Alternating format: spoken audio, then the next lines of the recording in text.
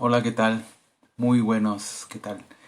Hoy estamos en nuestro quinto día y este es el segundo video de esta experiencia en la que quiero proponerles entrar a contemplar los preámbulos de la elección, específicamente en la meditación de las dos banderas. Estas meditaciones que propone San Ignacio hacen parte de lo que él considera los preámbulos para eh, considerar los estados previos a una elección. Esta es una meditación que busca, de alguna manera, preparar la voluntad humana para que elija en libertad las cosas que Dios quiere para nosotros. Y además nos permite conocer y ver y comprender la intención del enemigo de la naturaleza humana. Fíjese la manera en que Dios le llama al maligno, enemigo de la naturaleza humana, que pretende en todo momento alejarnos de la felicidad y va a recurrir a todos los argumentos, objetivos reales o fantasiosos para hacerlo.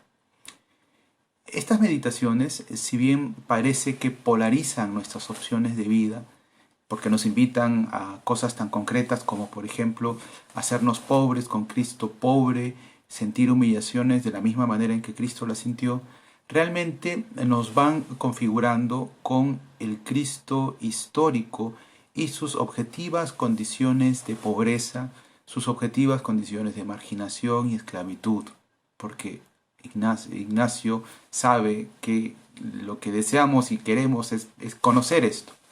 Ignacio de Loyola pretende que el ejercitante, antes de meterse a discernir lo que Dios quiere de él, realice una reflexión sobre sus reales posibilidades.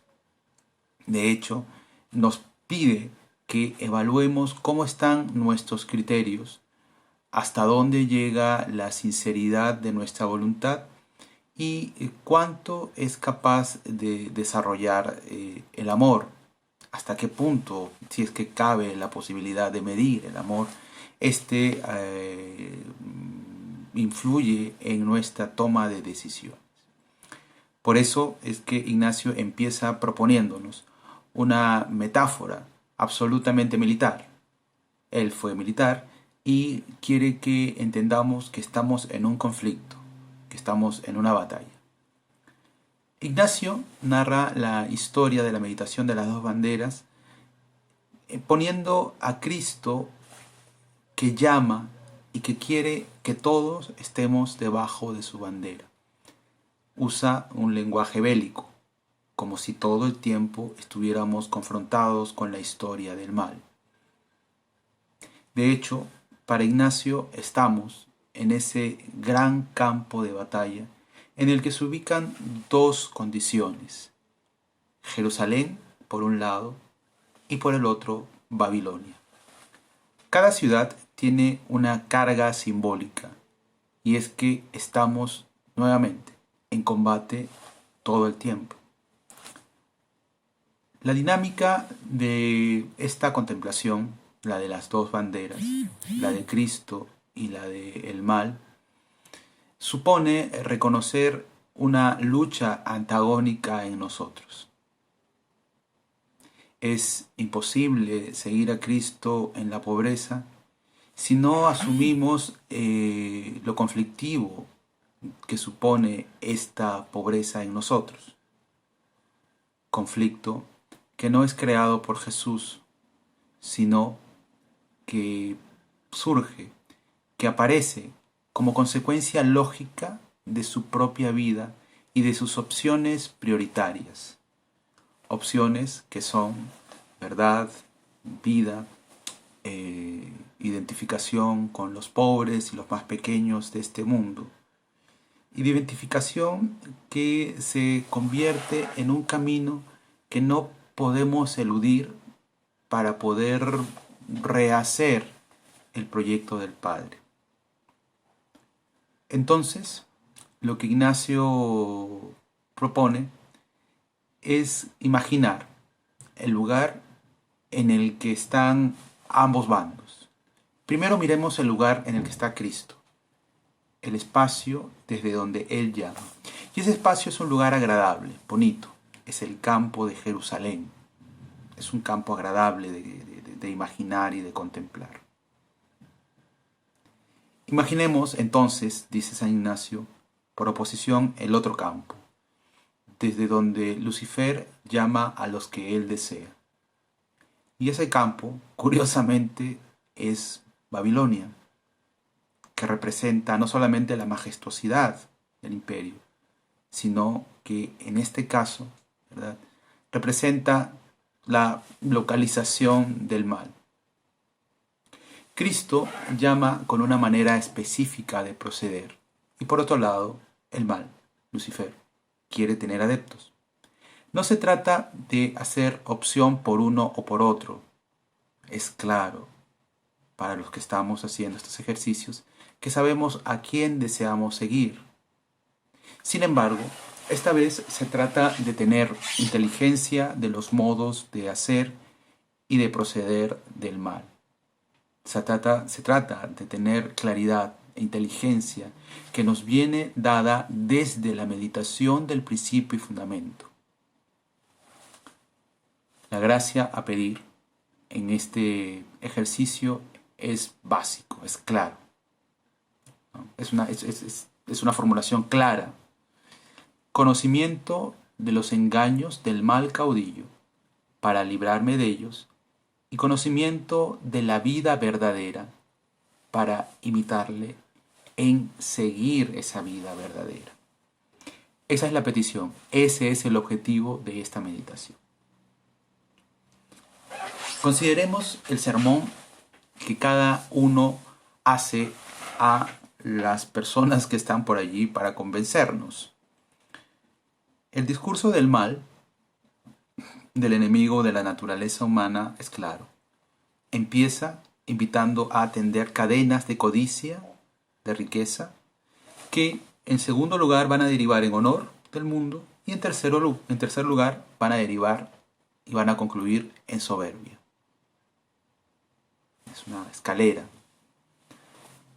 Las posesiones a veces nos definen. Poseemos cosas probablemente porque nos asusta el no ser felices, creyendo aquel truco publicitario que dice que eres lo que tienes, ¿no? Que lo que poseemos es lo que nos define. La manera en que nos definimos y nos presentamos a veces tiene que ver con lo que poseemos. El afán de riquezas tiene una raíz afectiva. El miedo a no valer, parece ser. Hace que uno se agarre de las cosas. El sentimiento de desvaloración personal a menudo suele producir esta sensación de posesividad con las cosas, con las imágenes, con nuestra propia autoimagen o con los demás. La autoafirmación personal continúa con la autoimagen personal o su traducción en lenguaje ignaciano, vano honor del mundo. Es claro que estamos hablando de los sinuosos senderos del ego, que buscan satisfacerse con una falsa imagen a la que usualmente respondemos, ¿no? Vale la pena a estas alturas preguntarnos cómo puedo reconocer la bandera de Cristo. Ignacio de Loyola intenta mostrarnos los opuestos, Jerusalén y Babilonia, de modo pedagógico, para poder identificarlos por oposición.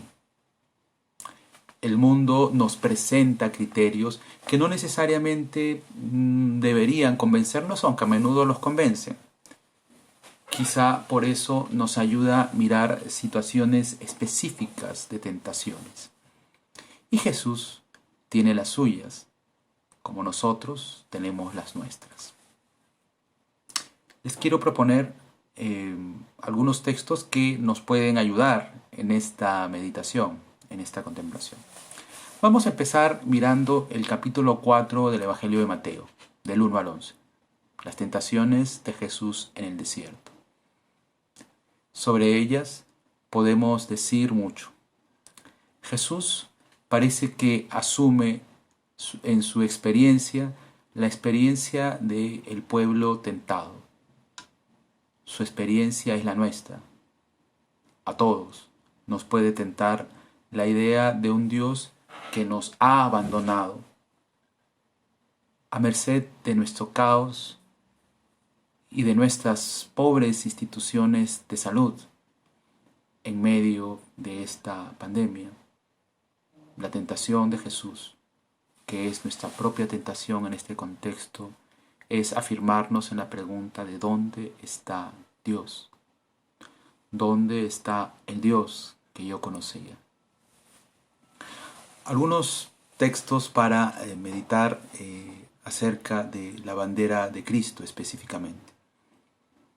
Lucas 12, del 11 al 12. El Señor Jesús nos dice, no se preocupen de lo que han de decir.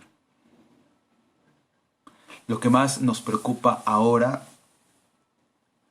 probablemente sea esta situación de desconcierto, pero lo asumimos desde nuestra manera particular de preocuparnos. ¿Quién me enseñó a preocuparme del modo en que lo hago? Este es un tiempo de preocupaciones, obviamente. Tengo a alguien con quien compartir las preocupaciones frente al desconcierto que siento. ¿Me siento en confianza? Otro texto, Lucas 12, del 13 al 21.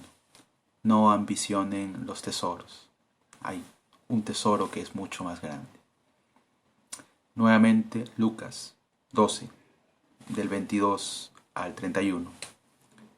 No se inquieten, busquen el reino de Dios y lo demás se va a dar por añadidura. Otro texto, Marcos, capítulo 6, del 14 al 44. Les presento dos banquetes que son bastante diferentes. El banquete de Herodes y el banquete de Jesús. Jesús multiplicando panes. Herodes en el banquete del poder que se celebra a sí mismo. Por un lado tenemos el banquete del reino, que se basa precisamente en compartir y el servicio de una manera horizontal. Hay en este caso, en este banquete de los panes multiplicados, un proceso de vida que genera alrededor suyo alegría. El banquete de Herodes genera más bien sufrimiento, dolor y muerte. En el otro se comparte el pan con alegría y con sorpresa. Nuevamente, el criterio del reino. Como paradigma de nuestra vida en comunidad, en familia, en iglesia, este texto puede ayudarnos. Los compañeros en torno a Jesús, haciendo lo que Él desea, haciendo suyos los deseos del Maestro, organizando todo, compartiendo el pan de la palabra y ayudando a que este compartir sea la metáfora o la realidad de una sociedad que es un poco más justa o mucho más justa de lo que hemos heredado ahora y que nos deja a merced de nuestro sufrimiento y de nuestro caos. ¿En qué mesa y en qué banquete me quiero sentar? ¿En qué banquete voy a estar? Lo que Ignacio de Loyola desea es que no se confunda el reino de Jesús con el poder, el prestigio y la riqueza mundana, sino que se capte lo nuclear de la bandera de Jesús. Dicho brevemente, Ignacio de Loyola quiere que el ejercitante no confunda al Dios verdadero con un falso ídolo mundano que hoy, en medio de esta crisis, aparece encarnándose en nuestra situación y que no sabemos cómo reconocer y que a menudo rechazamos, porque se encarna en medio de nuestras habitaciones, nuestras camas, nuestros hospitales, nuestros enfermos y sus familiares. Ese Dios no es un ídolo, ese es nuestro Dios que se encarna en la existencia humana de estos días complejos de vulnerabilidad. Este es el Dios de la bandera de Cristo. Vamos a acabar esta meditación con una conversación, con un coloquio a Nuestra Señora, para que nos alcance la gracia de su Hijo. Y si deseamos, una conversación con el Padre y con el Hijo, pidiéndonos que cada quien nos alcance su gracia, para estar llamados debajo de su bandera. Que tengan un buen día. Nos encontramos en la siguiente meditación.